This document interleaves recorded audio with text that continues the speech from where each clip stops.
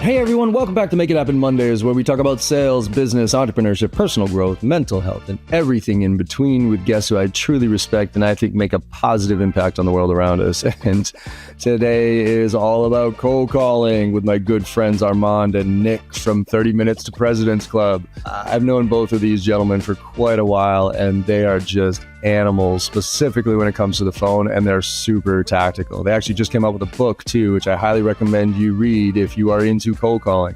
It's called Cold Calling Sucks, and that's why it works. And it is filled with a step-by-step guide and tactics and tools and templates and everything else. So we dove into it, right? I mean, a lot of people are, questioning the value of cold calling right now, and most reps actually don't even do it. And if they do it, they do it really poorly. But when done right and added to a contact strategy, cold calling is still an extremely valuable and effective way of engaging with people. And I got my take on it as far as a marketing perspective and impressions, but these guys are all in on this being a direct selling way of doing it and taking really cool and respectful ways of getting people's attention without being sleazy. So if you are into cold calling and if you need to cold call for your job, you're going to want to listen to this one, and you got to pick up the book as well. So hope you enjoyed as much as I did. Let's make it happen.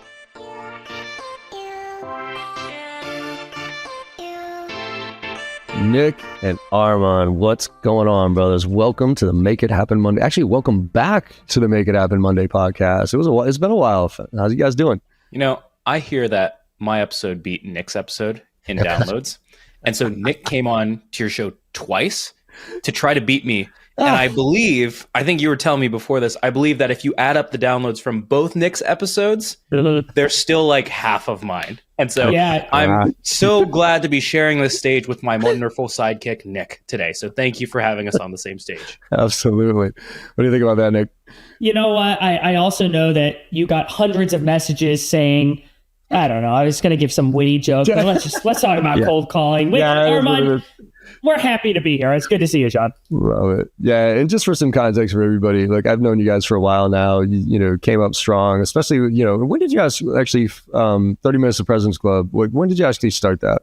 So we started it back in 2020. Armand and I were both selling tech. He was a VP of sales. I was an AE, and we started 30 Minutes to President's Club because we were frustrated with a lot of the sales content out there, where there was a lot of stuff around, hey, here's what to do. You got to sell value. You got to be a good listener. You got to have a strong cold call opener, but not necessarily how to do it. And we wanted to talk to people who were top performers and actually steal the talk tracks, routines, structure of the way that we did things. And that's how we started 30 MPC. And we got to the point where it got big enough that we both are now full-time on it. That's fantastic. Yeah, I think that's, when you see, I have the same frustration, right? You see a lot of these people out on LinkedIn or whatever it is, spouting this shit. And it's like, you kind of scratch your head. You're like, have you ever really fucking done that? Or said that? And even, quite frankly, trainers like me, most of us are totally full of shit because we talk about something that we might have done once or twice and it worked once or twice. And so therefore created a whole program around, oh, this is super, and it's different. So it's unique. And people are like, all right, buy into that. But then I'm like, could you actually do that live in front of me to see how that actually works? And most of them can't. And so I'm looking forward to getting super tactical with y'all here, because I think both of y'all are still practitioners. I'm still a practitioner. I don't believe right now if you can sell, I don't believe you should teach people how to sell if you're not doing it specifically right now, because things are just so fucking different. And especially, which is going to lead to our conversation as it relates to cold calling. Different game. I'm going to be straight up honest with you guys right now. I embarrassed myself the other day. I still cold call every once in a while, but I'm not hitting the dials like but and the structure that I use is a framework to test different things. But what's that product like Humanetics that does the cold call role play thing? Have you seen that? I've seen some of them. There's a couple different ones. Yeah, so there's like a contest that was going on. Oh, whoever can get the highest score. I'm like, fuck this, right? So I'm sitting there chilling. I just I pick the hardest one, like, real strong objection. I clicked that thing and it fucking worked me. Like, I was just like, oh my God. I'm like, hey, thanks for taking my call. It's like, who the hell is it? I'm like, oh shit. I'm like, a value. Like, I don't need that. And I was, oh my God, it hung up on me. My score was like mid 60s. It was, supposed to be in the 90s. I'm like, delete. I don't need anybody to see that. But I still think it's important. Let's talk about the book first though. Wait, let's talk about why cold calling for both of you, you still think is viable with all the noise out there saying it's bullshit, nobody picks up connect dials and anything like that. So Nick, talk to me about why you think cold call is still valid. And then Armand, I want to hear your perspective on this. Well, it was actually the first question that we had to answer when we were writing the 30 Minutes to President's Club book about cold calling, because it wouldn't make sense to write a book teaching people how to cold call if you shouldn't need to be cold calling in the first place. And no matter what, I'll make posts on LinkedIn about cold calling. We'll sometimes post things on our podcast or on YouTube. And every single time we post about cold calling, you get someone out there who's saying, oh, this is great advice, but cold calling doesn't work anymore. It's dead. Or, it's not effective. You're better off doing this, or this. And more often than not, pretty much all the time, the people who are making those comments are either mediocre, bottom middle performer reps, or somebody selling some social selling email automation BS tool. And the reality is, cold calling is a bad use of your time if you are not good at it.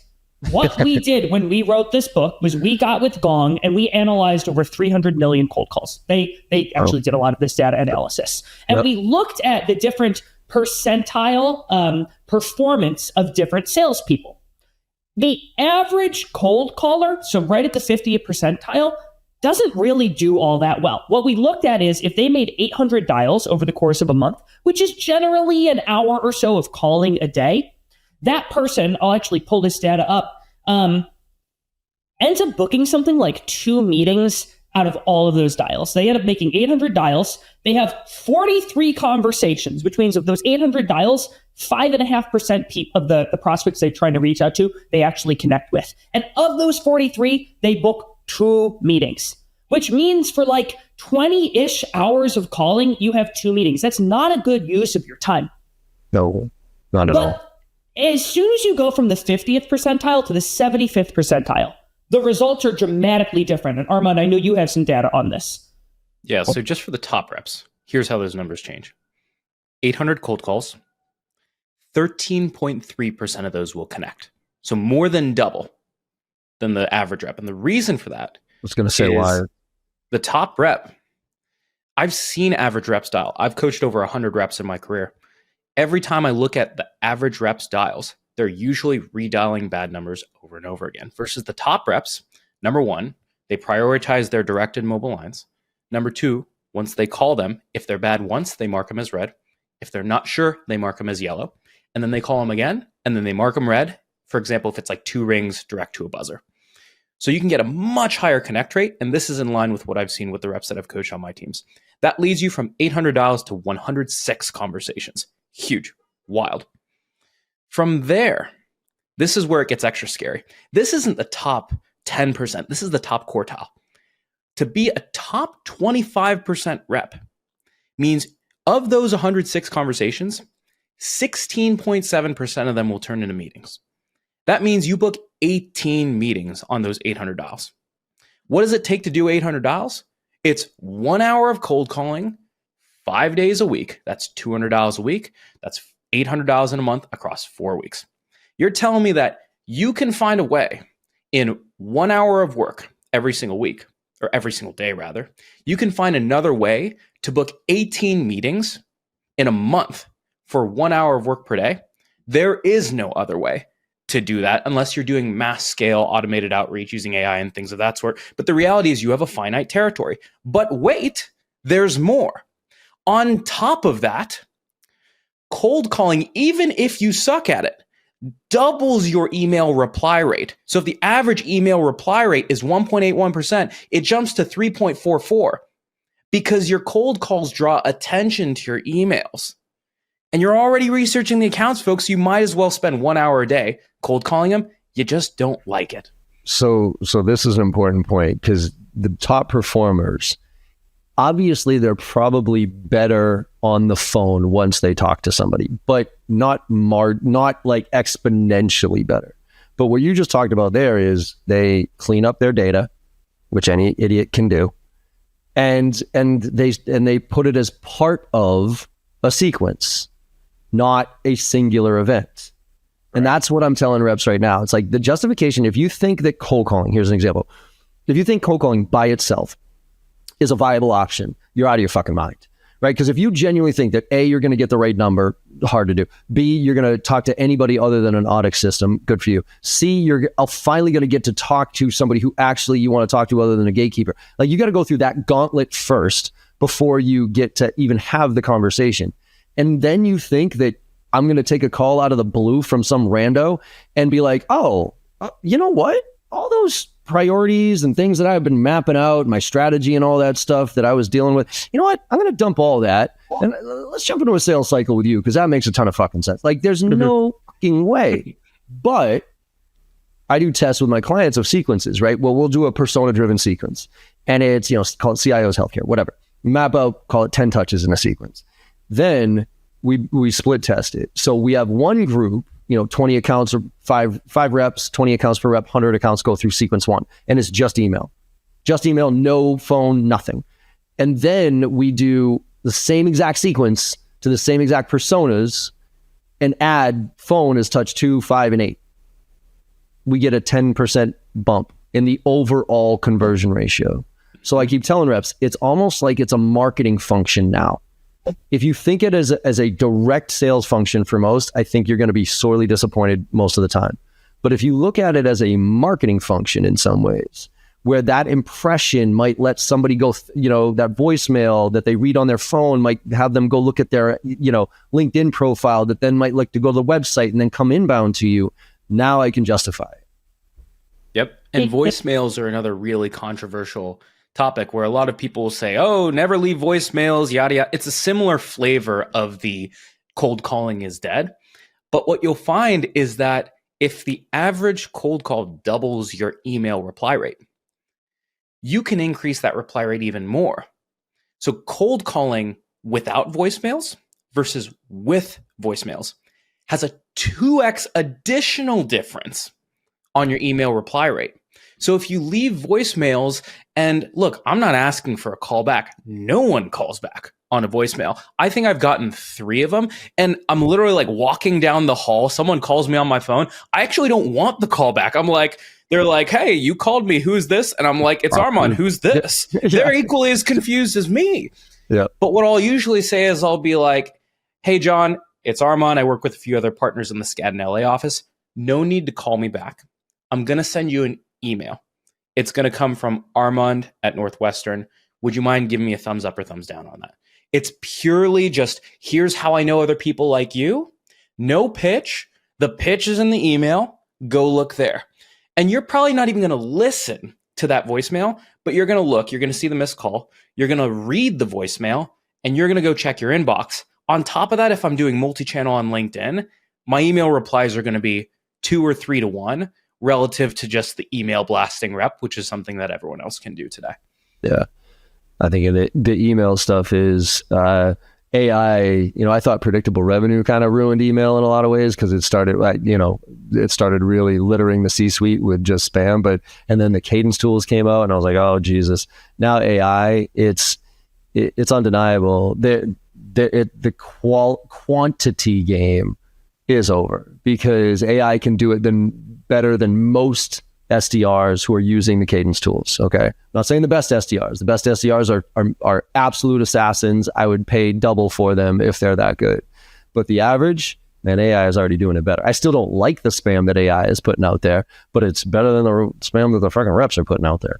So, so I guess, for with the going, let's talk about, again, top performers, right? Because those stats are real. But again, what I heard was it's not necessarily about the quality of the conversation. It's about what you do to prep and get that and just get the conversation, because that's more than half the battle at this point. So with that aside, how do you have a system for the flagging, outside of a dead dial or whatever it is? Do you have a system for if they pick up live, if it talk to somebody in person, if a secretary picks up, or if it's an audit system, so that you can get closer and closer to who would pick up? Yeah. So the philosophy that we have related to this is called marking your tracks. And the way that this works is the first time that you dial through a list of prospects and you dial their numbers, that should be your most inefficient rip through that list of calls, because you are going to gain a lot of information about those numbers and what's on the other side of them when you're making your calls. You're going to have some numbers that go right to your prospect. John picks up, and when I call this number, I got to be ready for that one. You're going to have others where it's like, okay, this number, there's a gatekeeper on the other side, and you don't want to be caught flat-footed. You need to be ready for when that gatekeeper answers and says, hey, this is John Barrows' office, to get through that person and get to John. You're going to have other numbers that are dial trees where you have to hit 1, 3, then I have to spell Barrows on my keypad. And I want to know what those inputs are so that the next time I call that, I can just punch them in right away and not have to listen to that tree. There's lots of information there. And what Armand was referencing earlier is the best reps, when they're going through that list, they're scrubbing that information so that their dials become more and more and more efficient. It is a really bad use of your time, and also extremely painful to be calling fax machines over and over and over again. And so there's the scrubbing of the list that you do, and also lots of work that you can do off of the phones so that the work you do when you are on the phones is more efficient and effective. Where I think a lot of reps get this wrong. So you talked about the idea of incorporating cold calling into a sequence. The key here is you need to have a system around this. It's a really bad use of your time as a salesperson to make 6 cold calls at 9 in the morning, make 13 at noon, make a couple more at 2 o'clock. Because the reality is cold calling is going to put you as a salesperson in kind of this like anxious fight or flight state. It doesn't matter how good you get. It's really uncomfortable and painful to cold call executives and try to get them to take a meeting with you. And so what we recommend is you have a system where you're doing all your calls first thing in the morning, because that's when you're going to get it done. There's also a slight increase in answer rates in the morning versus later in the day, but that doesn't really matter. Consistency of effort with your calls is far more important. But what you do is mornings, you're doing your calls. Late afternoons, that's when you're doing all of your call prep. You're getting the list ready, you're getting your research ready, so that when you show up, first thing in the morning, you make your 40 dials, you do your hour of calls, and then it's off your plate, and you don't have to dwell or linger in that really uncomfortable place all day, which is what burns a lot of salespeople out. Totally. And then the lack of, and one of the things you're talking about there too is the secondary goal of cold calling, in my opinion here, is to gather additional information so I can better profile them moving forward, so I can be more specific when I outreach next time. So this is why you got to really think through your ICP, right? What are all the nuanced things about your ICP, not just industry size, number of employees, but what kind of technologies do they use, right? So for me, if you're using SalesLoft, Outreach, Apollo, any of those tools, that's awesome for me, right? Because plug right into that stuff, know how to use it. Salesforce is another example. 95% of my clients use Salesforce. 5% probably use Microsoft Dynamics. So if I find you're in a better spot, like if you're a Salesforce user, my value proposition is going to be different than it is to a Microsoft Dynamics user, right? Because I know how to work those systems. So it goes back to giving the reps something else to feel good about if they don't get the meeting. But if you can enrich all this stuff while you're going, you're getting better, and you're actually helping the company out, which brings me to my next question, which is, how do you track this shit, right? Because I love the idea of, like almost in my CRM, but I control my CRM. I'm the admin of our CRM. So I can put in a field that says, went to a voicemail, went to a whatever it was, right? What if you're one of those reps that you can't touch Salesforce because, you'll get your head chopped off, and you want to collect all this nuanced information, but you just don't know where to put it so you can run a report on it. What would be your suggestion there so that they can themselves proactively gather that information so that they can be better suited moving forward to make those calls? I mean, John, I spent most of my career selling like sort of old school legal tech software to law firms. We didn't have any sales engagement platform. Like I was calling right out of, to your point, a very static Salesforce environment. But like the reality is, like, you can track that even in your tasks. Like I would literally have my call task and I would just change that to be the note while the phone was ringing for the next call. So there's a way you can track this stuff. I've seen reps put it in an Excel sheet before. So no, I don't think the tech or the staticness of your CRM should be the limiting factor here. I literally, even in the number field in Salesforce, it would say, 585-957-8763. And then I would change it and write X 1, X7 when I'm like documenting the path. Or I would write, I think it's a bad number. Or I would put the red or green or yellow emoji. So there's ways that you can circumvent that system. The tech shouldn't be a limiting factor. For the folks who do have tech, I think there are 3 layers of how you can track things and make it so that if you have to come back to this account, which you will if you have a finite territory, you're not starting from zero. So the first layer that almost all sales engagement platforms have, whether you're on an Apollo, an Outreach, a Sales Loft, whatever you're on, is you have the ability to tag numbers red, yellow, or green. And so red is it's bad. Yellow is you're not sure. So maybe it went 2 rings and then it went to busy, or 2 rings and then went to voicemail. Green is verified good. Blank is you're not sure yet, so you need to call them. So that's the first level. The second level is you can typically leave notes on the person or notes on the number. And so I will leave notes on the number when I'm trying to document phone trees or things like that. I will leave notes on the person if there are specific things that I've learned from that conversation with them, or I will leave notes on the account if there's something that one person told me about the account that I want to know when I'm calling these other people. The third layer is one that's actually less talked about. It's dispositions. So for example, you can say my call was connected, negative, and they were on this competitor, or it was connected, positive, call back in 3 months. And if you can change these yourself or work with your admin, a couple ones you should really have. Always have the call back in X months one, because every single month at the beginning of the month, once you finished out your month, pull a report of everyone who said, call me back in a few months, call those people again. If you get a new product release that helps you beat this competitor, pull every single cold call that you disposed as cold call loss due to this competitor on this competitor, call all those people again. So track the outcomes of your dials so that you don't run into the exact same objections over and over again, but also so you can cherry pick the ones that you think you have a good second try with. Love it.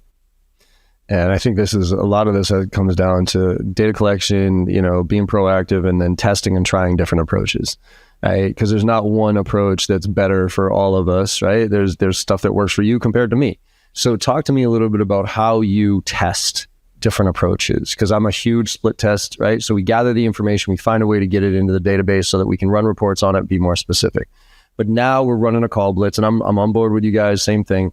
I do not recommend sprinkling phone calls throughout the day. I think it's a drastic waste of time. You do power hours, but the problem with power hours is, typically people just bring their list, right? So they're like, okay, and I don't know about y'all, I am not bright enough to have a relevant, personalized conversation with a VP of sales in the SaaS industry, a director of IT in the manufacturing industry, a CMO in the health. So I have to be generic with that. Whereas if I pick a lane and I'm like, this persona, what's my message, what's my questions, what's my story, I can go to work, right? Call 20 and 30 at a time, and then potentially compare it to another approach to that same persona. So with you guys and all because I want to get into some of these breakdowns of like intros and reasons for your calls and calls to action and those type of things. How do you test? Are you using the tools to test that stuff right now? And how, I think, specific are you with what you're testing? Yeah. So old school way, when I was first cold calling, I was literally cold calling out of a shoebox. And so I would have 40 cards of people that I had written down who I wanted to dial. And my goal was to dial one building top to bottom in a day. So I'm calling all the law firms at DLA Piper, all the law firm partners at Skadden, for example. And so in any good test, you have control variables. That's the control variable. You usually want to control for persona. The other control variable is you can control for talk track and change the persona to see which one you have more success with, or can you use the same talk track on different personas? I prefer to keep the persona the same and then vary one thing in the talk track. So for example, if you change your opener, keep your value prop the same. If you change your opener, talk through your objections the same way. Practice one part of the cold call at the time. The easiest thing to A/B test is the opener. And so, for example, I would oftentimes play around with different contexts that I would lead with. So the opener that I used to use was an opener called the heard the name tossed around opener, where I would just say like, hey, John, we work with a few other partners in the Skadden office in downtown LA. It's Armand from Northwestern. Have you heard her name tossed around? And so I would play around with that opener in a number of different ways. I might try different forms of context. So for example, I used that same opener when I was at Pave. I would try one call saying, hey, we work with a few other Sequoia portfolio companies. It's Armand and Pave. Have you heard her name tossed around? Or for another person, I might say, hey, I work with a few other chief people officers in the Chicago area. It's Armand from Pave. Have you heard my name tossed around? And so I would test different forms of context. The last kicker that I'll give you is as you get later in the call, it gets harder to test things. Yeah. And that means you should start testing those things in role plays and practice sessions instead of in the live game. So for example, if I want to test my approach to this competitor, you realize how many cold calls I have to make to get that competitor twice versus I can role play 50 cold calls in an hour with Nick on that one competitor. And then I just need to trust that Nick is willing to give me real checks as a tough role play partner. Well, I actually think that goes to the point earlier about how many at-bats you're actually going to have, Armand, because when we looked at the data, average rep, 800 dials, they talked to 43 people. You're telling me for an entire month of cold calling, you're going to A/B test off of 43 conversations? Like, you're going to get your opener out 43 times in a month? That's not even enough time to get good at the opener. This is another area that a lot of salespeople screw up in all of sales, but cold calling specifically, because you have so few at-bats, which is the idea of nailing your talk track. When you make a cold call, it puts you in that really uncomfortable place, and it's really, really hard to make sure you say the right thing and actually, more importantly, sound the way that you need to sound, not like a telemarketer, uber chipper, really timid, anxious, etc. You need to have that calm, quiet confidence and know where you are going. And where a lot of sellers get this wrong is, this is something, frankly, that KD taught me, Kevin Dorsey, is like, you shouldn't be practicing in the game. If you are only practicing your openers and you're A/B testing it off of those 43 conversations, you're going to be terrible at both of those openers and nothing is going to go well. And I'm all for taking that data approach, and I hear you on that, John. I actually think sometimes salespeople just need to take a standard good opener and get really, really, really good at it. It's sort of like the Bruce Lee thing, which is like, I don't fear the guy that knows every single move in the world, but it's the guy who's practiced one kick 10,000 times. And that's where I think sometimes salespeople use the data analysis as an excuse to just actually do the hard work. And frankly, that's why we named the book what it is, which is Cold Calling Sucks, and that's why it works. Because the reality is, you can have the best opener in the world. Armand has a phenomenal opener there. He's a very, very good cold caller. He still loses more than he wins when he makes a cold call. Same with me, same with anyone that cold calls. The reality is, no matter how good you get, you are going to deal with rude prospects and stonewalling gatekeepers and endless voicemails. Bad salespeople let that stuff discourage them. They make a couple calls, they get defeated, and they say, hey, this isn't worth it. It's better off for me to focus on uber personalized emails and social selling. And, I've got some deals. Let me go follow up with them. And they give themselves any excuse to not do that hard work. The great salespeople, the great callers, deal with the exact same adversity. They deal with the exact same rude prospects and challenging, monotonous dial blitzes, but they know that when things get hard, that's when the average salespeople give up. And that's when the field actually starts to clear out. And that's why you're talking about over time, you gather information on those prospects and you actually become more and more effective. And so the only difference between the top quartile who are booking those 18 plus a month off of an hour in a day and the mid salespeople is the great ones say, hey, I'm not going to let this adversity stop me. They are going to keep going and know that the suck is actually their advantage because it's what makes everybody else quit. And you bring that up because this is why I also think my justification for cold calling is, especially in your first 2 years as a sales rep. And quite frankly, it has nothing to do with getting results. It has everything to do with grit. To see if you can make it through this shit and still be willing to stay in the world of sales. Because when you get out of college and you haven't been exposed to cold calling or whatever it is, and that's one of your first jobs, like a vast majority of reps last about a month and they're like, nope, fuck this.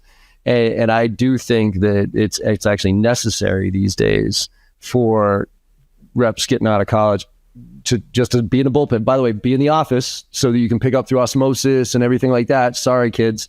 Like first 2-3 years, the amount of learning that I did in those first 2-3 years because I was in the office, I never got good training. You know what I mean? Like the most training was terrible. So, but I was able to pick up on the kid next to me who was making that call, and I love the way he did the intro. the VP of sales would pop in the cube next to me and start talking about a deal, and I'd kind of learn just by being there. And I think that's what I'm worried about right now is the lack of grit, but also this remote world that is getting them into this, and the automation with all the AI shit that is getting him away from what sales is really all about and how it is hard, but it's insanely rewarding. And if you have that skill, you can transfer that for the rest of your life. So are you seeing a reluctance to cold call from a generational standpoint? Or do you think it's just in general, things are down and everybody's down on cold calling? It's increasingly become a less common activity to cold call across the sales floor. And I think this was exacerbated by the ZERP era of everyone could hit quota off of inbound, and everyone was making 300K OTEs and 400K paydays off of inbound deals. And you could sneeze 17 times, turn your Zoom off, and say, I need to go to the bathroom in the middle of a sales call, and you would still close some deals.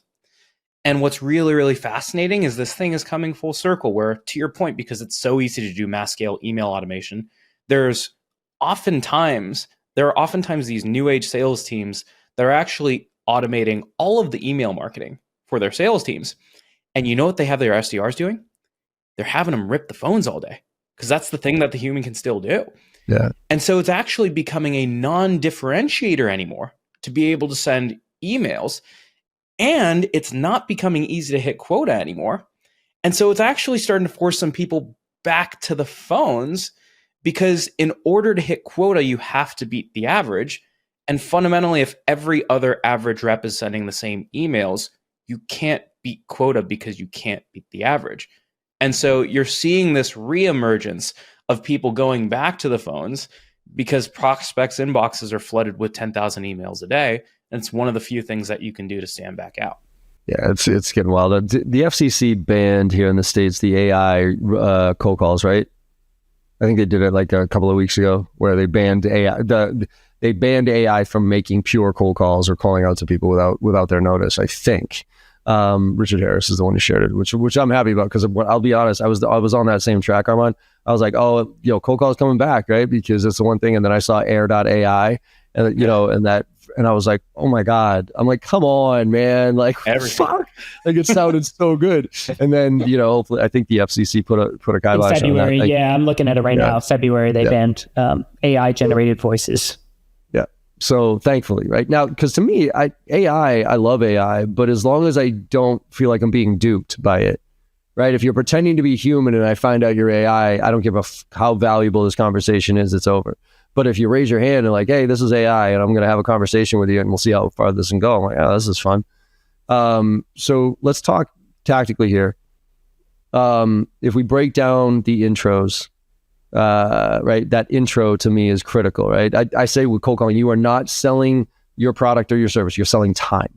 So that literally the way you introduce yourself dictates the next 10 to 20 seconds of that conversation. And in that, then that dictates the next 2 minutes of the conversation that earns you a discovery call. So Armand, you had a really good one. What are some other ones that you guys are testing that you're seeing success with these days? My go-to, just to give you a sense, Armand, of getting really good at one of them is the whole, hey, can I get 30 seconds to tell you why I'm calling before you hang up on me? Period. Right? That's all I want is give me 30 seconds. And I know you want to hang up on me, so it's a preemptive strike on that.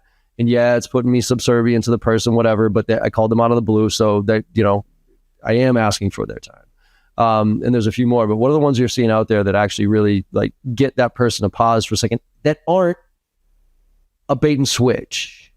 Because one more point I forgot to make on yours, Armand, was when you say, hey, I've been working with a few of blah, blah, blah, and has my name popped up or something like that, you better be working with those fucking people to make that call.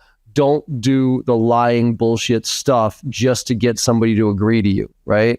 Even as small as, hey, I sent you something in the mail and I was just wondering if you got it. If you didn't send something in the fucking mail, don't say that, right? So what are some tips and tactical ones that are not tricks that you guys are seeing and working out right now?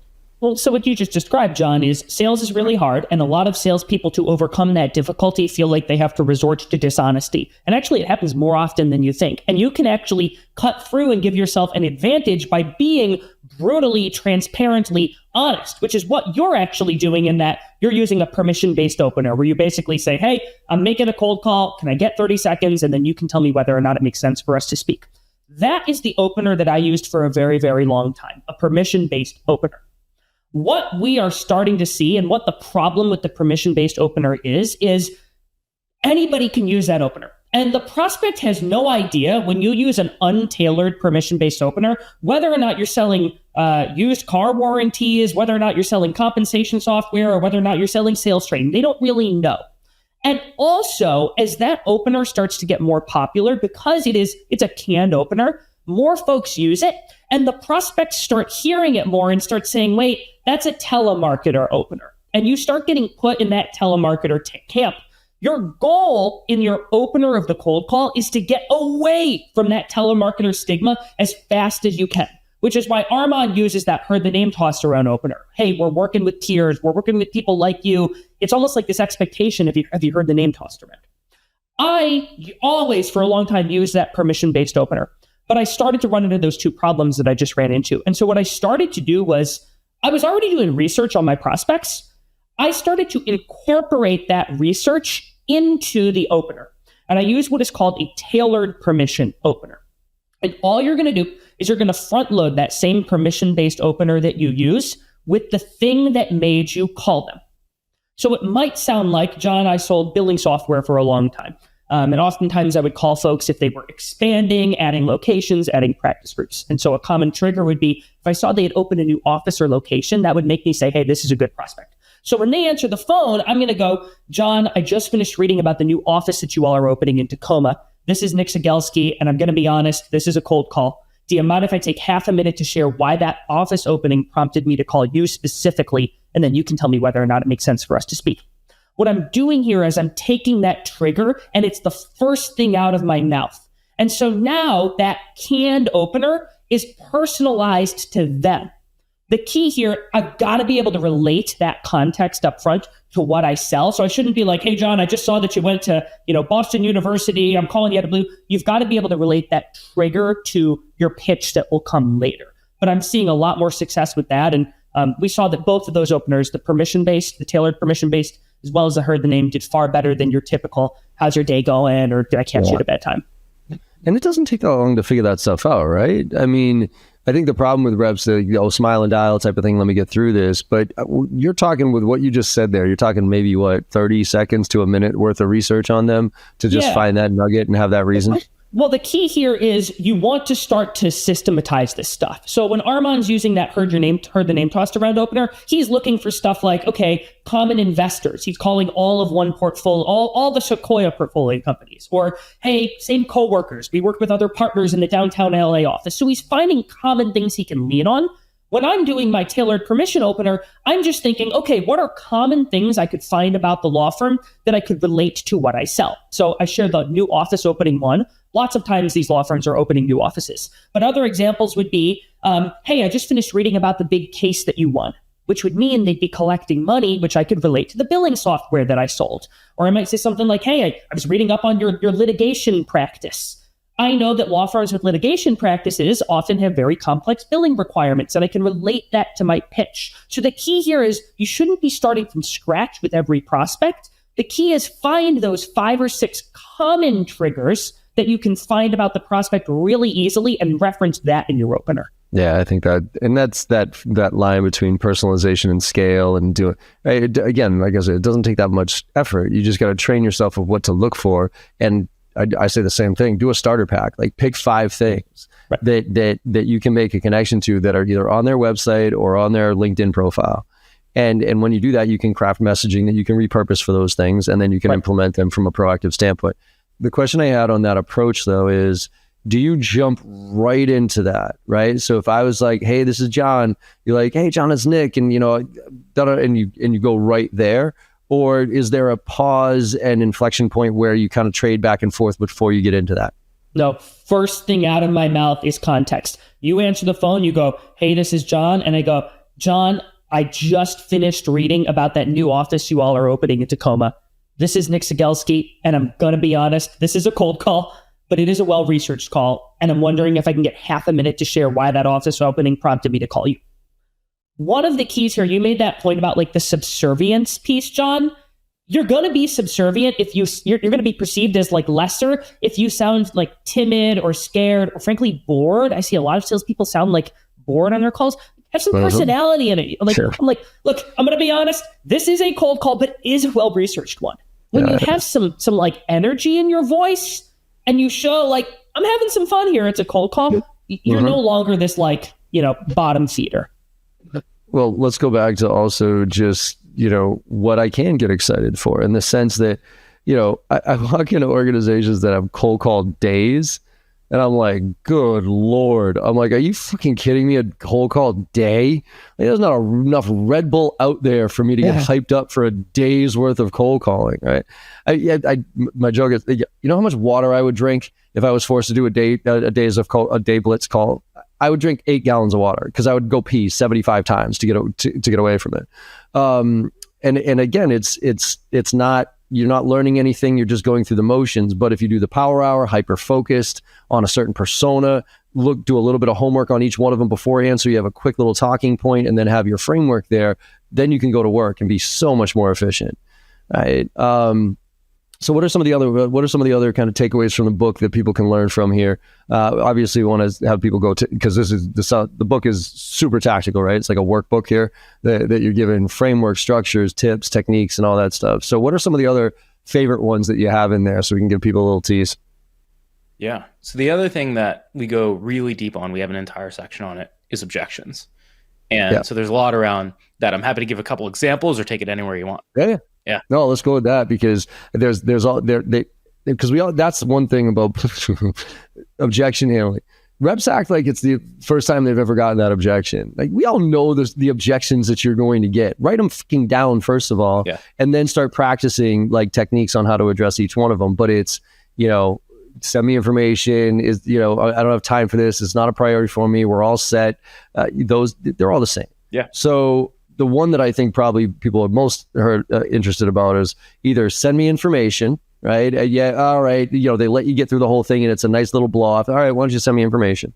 And then we're all set.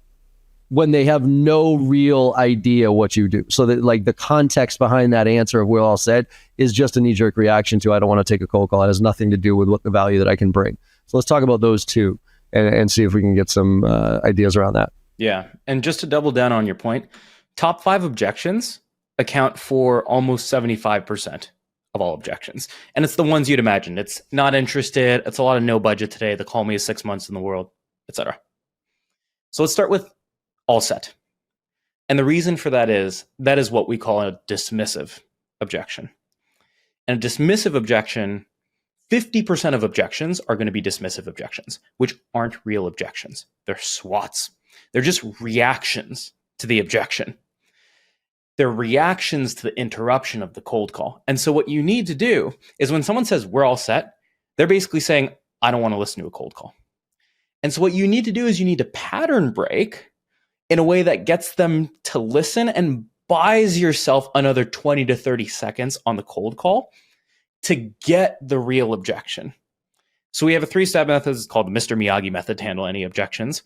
And whenever Mr. Miyagi from the Karate Kid gets punched, he doesn't go and immediately counter with a punch. He waxes the punch off, and then he waxes it on, or waxes on and then waxes off. So there are 3 steps to doing that with objections, the same way. First time someone gives you an objection, you're going to agree with it as a pattern break. And so if someone says, we're all set, or I'm not interested, I'm going to agree. I'm going to say, hey, John, totally get that. I should have assumed you'd have something in place, or I should have assumed that you would have called me if you were. Pause. They're going to sit up there and be like, you didn't even try to pitch me? Like, I was expecting, I was ready to hang up, and I'm almost like surprised that this guy didn't try to pitch me. That's step number 1. Agree. Step number 2, incentivize conversation. I need to give you a carrot to give me some more information. I can't just ask you, why aren't you interested? 1, that creates a confrontation. And then 2, you have no reason to answer that. So I'm going to add an incentive. I'm going to say, hey, John, just so no one from my team calls you again, would you mind letting me know, is it because you've got something in place, because we're not hitting on a problem that you care about, or is it that you just hate getting cold calls. And it's totally okay if it's number 3, man. So now what I'm doing is I'm splitting the objection. So number 1, I said, hey, just so no one cold calls you again, which is what you want, can you share a little bit more with me? And I'm seeking to understand. And then 2, I'm demonstrating industry expertise by saying, is it this, this, or this? I know the 3 potential situations that you could be in, and that's going to make it easier for you to answer. Let's say, for example, you then say, look, we're working with this type of vendor, or we're working with this person. Now I have the real objection. And because I've gotten them talking a little bit more, now I can handle that one. I think that's it. It's like getting them to slow down, that pattern interrupt, right? It's the same thing when somebody asks, is this a cold call or whatever it is? Or I love this one. Where'd you get my number? So my approach to that is very similar to yours. I say, look, I got your number through, we have used various list services. I don't exactly know which one. If you want me to send an email to that provider to take your name off that list, happy to do that. In the meantime, would you at least be open for another minute or so I could tell you why I'm calling you, right? So I'm giving them something as a benefit. And then I'm just saying, hey, but since we're here, would you be open to? So it immediately, because it's not really my fault that I have your phone number, okay? My company bought it from a list service, whether they get it ethically or not, I don't know, right? They all say they do, but somewhere your information is out on the internet, and that's how I found it. And so, look, I'm happy to send an email. Now, I will send that email, right? I'm not going to just say that just to lie. I mean, obviously, the company's probably, ZoomInfo is probably not going to take you off your list if I do that, but they'll be open. You know what I mean? They might be. And then it leaves me a little bit of breathing room. So it gives me a chance there. But I think it's just breaking through that initial, like, fuck you, this is a cold call. I want nothing to do with this. Go ahead. The key here is you're showing the human being behind the phone. It's really, really easy to brutally reject someone who you can't see. In the eyes of the prospect, you're a telemarketer until you show them, hey, this is a person here. That's why Armand agrees, because it's true. They would have called him if they were interested. And so when you actually you're disarmingly blunt, you're disarmingly truthful, this goes back to, again, salespeople think they need to rely on trickery or dishonesty or really snappy responses to overcome the objection, when actually, when you ease off the sales pressure and admit, yeah, you know what, I totally get it. You probably don't like getting these calls, and frankly, I don't really like having to make them either. I guess I must have really screwed this one up. Do you mind if I get a do-over on my pitch? When you say stuff like that and show that you're a person, the prospect is like, oh, wait, this is a human being over here. And that's actually the biggest lesson I think we learned, which is show them the human behind the phone. Yeah. And again, go back to AI. That's what AI can't replicate. I tell reps all the time, screw up. Because guess what? AI is perfect. And guess what? We aren't perfect. And that's our superpower as humans. So we're not perfect. I get more callbacks when I screw up a voicemail than when I nail the perfect one every time. Yep. You know what I mean? Like I'll do a voicemail, and I always go through my cold call pitch when I was at Thrive Networks. But I have this long, beautiful cold call, right? Hey, it's John Barrows with Thrive Networks. We do outsourced IT support for small and mid-sized companies in the Boston area. We take a really unique approach to manage your IT infrastructure by combining the best of people and technology have to offer. We tie our network operations center at our, and I go through this whole thing, and I could still say it in my sleep. And I would never get, but then I tried a new one, like, hey, this is John Barrows with Thrive Networks. We do outsourced IT support. Shit. Sorry. I was trying a new pitch there. That was a disaster. Look, we fix computers. You got problems with your computers. Call me back at 6. I got more callbacks with that approach because it's the human factor. It's like, well, it's the same thing with video. When I do video, one cut video. If I fuck up in the video, I own it. It's like, sorry, I'm a little nervous here. I usually don't send a lot of these. My bad, that type of thing. And that human factor is what I think so many reps miss, because they're trying to be so perfect with their script or what they say, and they're thinking too hard about it, when really all you need to do is cut through the bullshit so you can have a normal conversation with somebody. If there's one thing that you can practice with objections, practice agreeing with objections and being disarmingly blunt. The more outrageous the reaction, the more you need to introduce humor that just calls out how ridiculous of a confrontation you're in front of. So for example, if someone's like, where'd you get my phone number? Or is this a cold call? I'll be like, yes, it is going so badly. Look, I know my pitch totally sucked. And then you go into your permission-based opener. It is 100% okay. In fact, it's encouraged. The more ridiculous their reaction, the more ridiculous your counter reaction needs to be to show that you're a human and you're not just a robot going off of a script. Yeah, that one. I have very nuanced things on, is this a cold call versus just a sales call? When somebody's like, talk about pattern interrupts. Sometimes people get pissed off on me, so be careful if people want to use this one. But is this a cold call? I'm like, well, I guess it depends on what you mean by cold. And they're like, excuse me?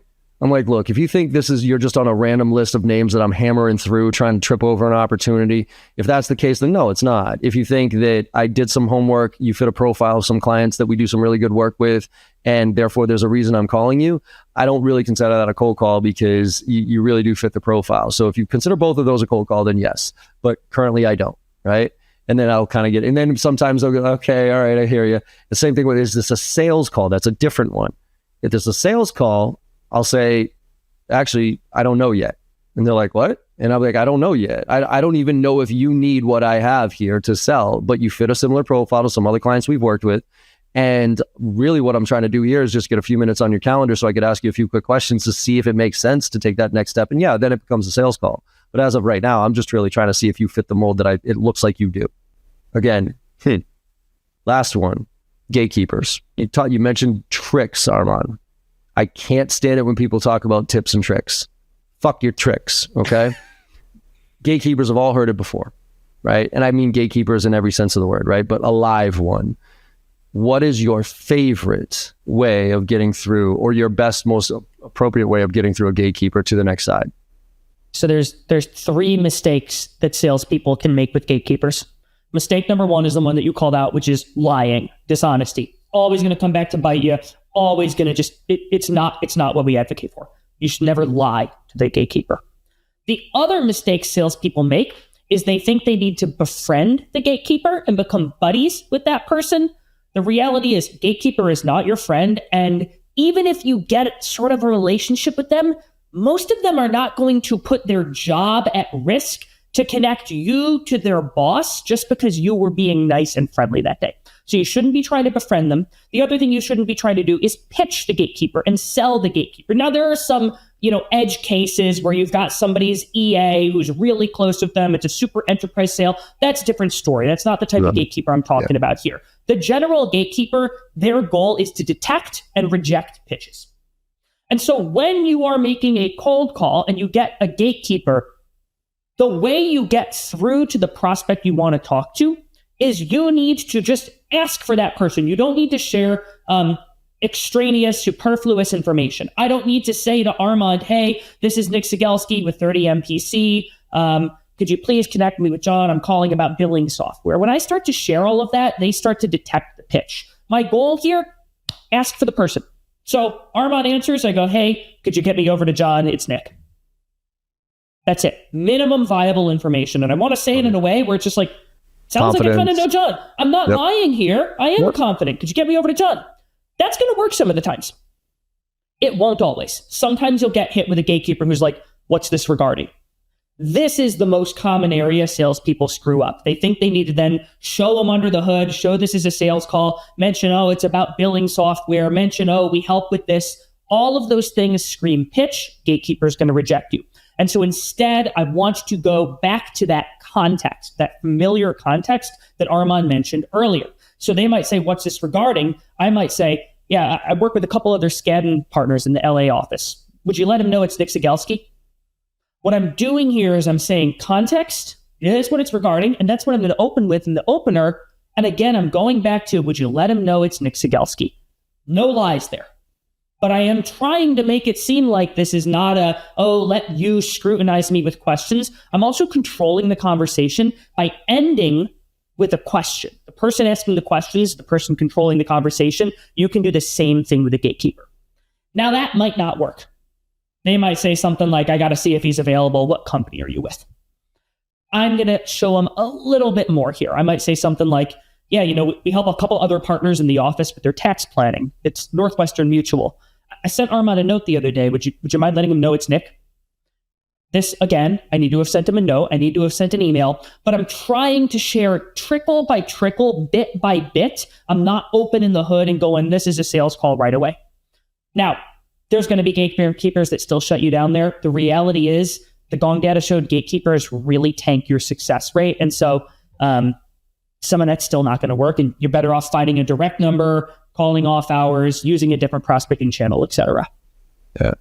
I find that, gatekeepers, it's funny because I ask reps, is it their job to keep us out 100%? Most reps are like, yeah, absolutely, it's their job. I go, no, it's not. I go, no, it's not. They'd be called wall keepers if that was the case.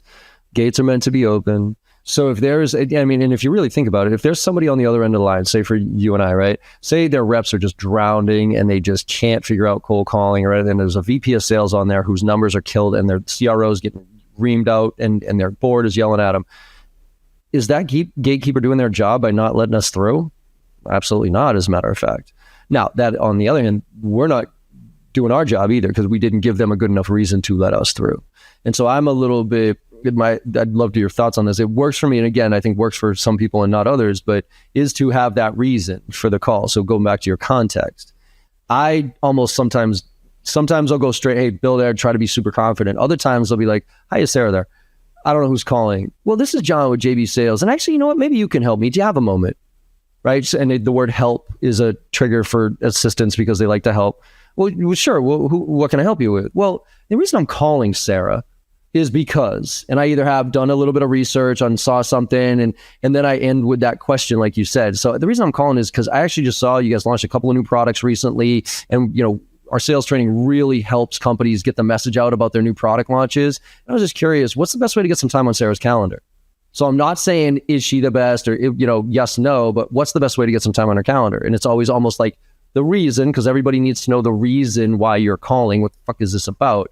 But then I skip right through it too. And I was just wondering, right? What's the best way to get some time on their calendar, right? Or if they are even the right person to talk to about this. And is there somebody else? What do you guys thought about that as far as like the doing a little bit of homework, having a reason for talking, and then giving it to that gatekeeper at a certain point? Yeah. So the goal is that ideally we reveal the minimum amount of information needed for the gatekeeper to pass us through.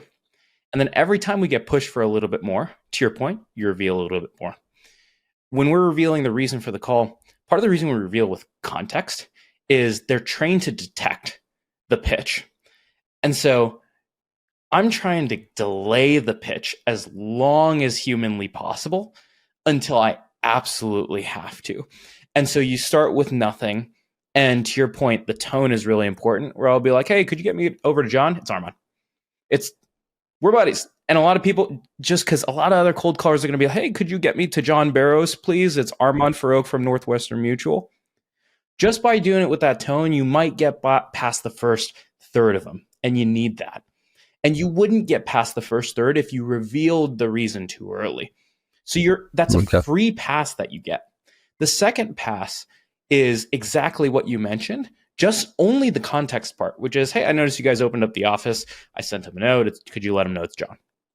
But then if they're like, no, why are you calling? Like, what's the reason that you're calling? You can't just keep dodging this thing forever. And at that point, you attach the reason to the context. You attach what you do in context of, well, look, I work with a few other partners on this.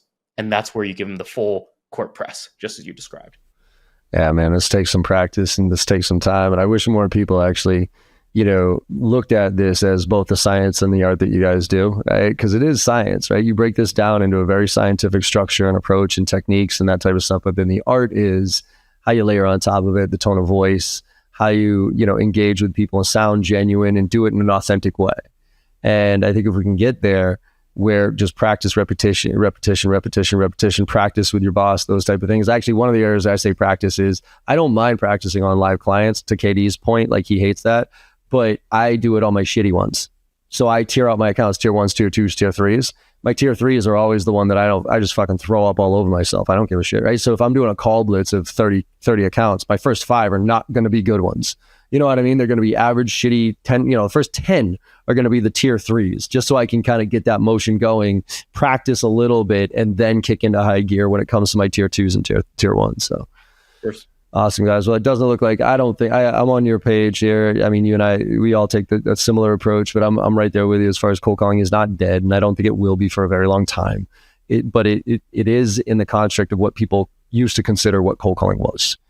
If you do your homework, if you have some research, if you take a really thoughtful approach, cold calling is still an extremely viable, and you guys got the proof in the pudding for those details. So talk to me a little bit about, we got to wrap things up here. Talk to me about where people can find the book, where people can find more information about 30 Minutes to President's Club, and all the other wonderful shit that you guys do, and all the stuff that you post out there is awesome. So tell them where they can find it. Folks, number one thing right now is the book on cold calling, which is called Cold Calling Sucks, and That's Why It Works, is about to release, and you can actually pre-order it today at 30mpc.com/book. So a couple things that you could look forward to inside of it.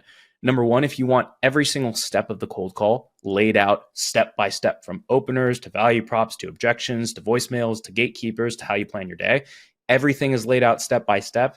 And there are talk tracks literally for every single opener, every single objection, every voicemail. There are email templates that you can use as follow-ups after the voicemails. So literally every single part of the cold call is broken down step by step. But a cold call is not just the words you say, it is how you say them. And so throughout the book, you'll also be able to scan QR codes so you can hear the tone.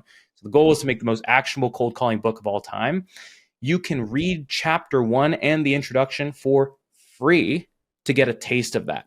So when you go to 30mpc.com/book, not only can you pre-order, you can do a free preview skim yourself, and the book officially drops on August 14th. So if you're listening to this after the fact, then you might even be able to buy it right now on Amazon or wherever you get your books. Love it. That's awesome. Anything to add there, Nick? Armand was succinct. He's far more succinct than me. How about we do this? Would you guys mind coming on and doing a workshop with me for my members? So we go through it, and then I'll buy a book for everybody who shows up. Oh, yeah. Sure. Let's do it. Like 1 hour workshop, like get your hands fucking dirty, like give people some tools, because we do workshops with the membership where it's not like webinar stuff. It's like, okay, no, here's your template, do this, here, practice that type of thing. Usually about, 50 or 60 people sign up, 20, 30 people show up. Cold calling is always one of those things that blows the roof off of it as far as numbers are concerned. So if you guys would be up for it, I think we could have some fun where we dive really tactical. And then, like I said, I'll buy a book for everybody who shows. Let's do it. We love getting to jam with you, John. We really do. Awesome, guys. Appreciate it. All right, I'll send you over an email to get that set up. But everybody else, hope you look, as I always say here, we go tactical, whatever, strategy-wise, it doesn't matter. Just level up. And cold calling is a way that everybody needs to level up. There's nobody who's fucking perfect at cold calling. And so if there's a technique that you heard in here that piqued your interest and you're still trying to figure out how to get out of your own way when it comes to the phone, pick up this book. Go check out what they're doing at 30 Minutes to President's Club, because it's some real shit. So as I always say at the end of all these podcasts, go out there and make somebody smile today, because no matter how bad your day went or you think it's going, you make somebody smile, you had a good day, and the world needs a lot more of that right now. So thank you all very much, and I will see you on the other side. Hey everyone, I hope you enjoyed that conversation as much as I did. With your support and our incredible guests, we're one of the top sales podcasts out there right now, and I can't thank you enough. Now, to keep the momentum going, it would mean the world to me if you could go and leave a 5-star review on your favorite podcast platform and share some of your favorite episodes with your network. Also, I am super excited to be launching my new newsletter, where I'll be sharing everything I know and everything I'm learning along the way while I'm out there selling every day just like you. Go to jbarrows.com/newsletter to sign up today. Let's all level up and make this happen together.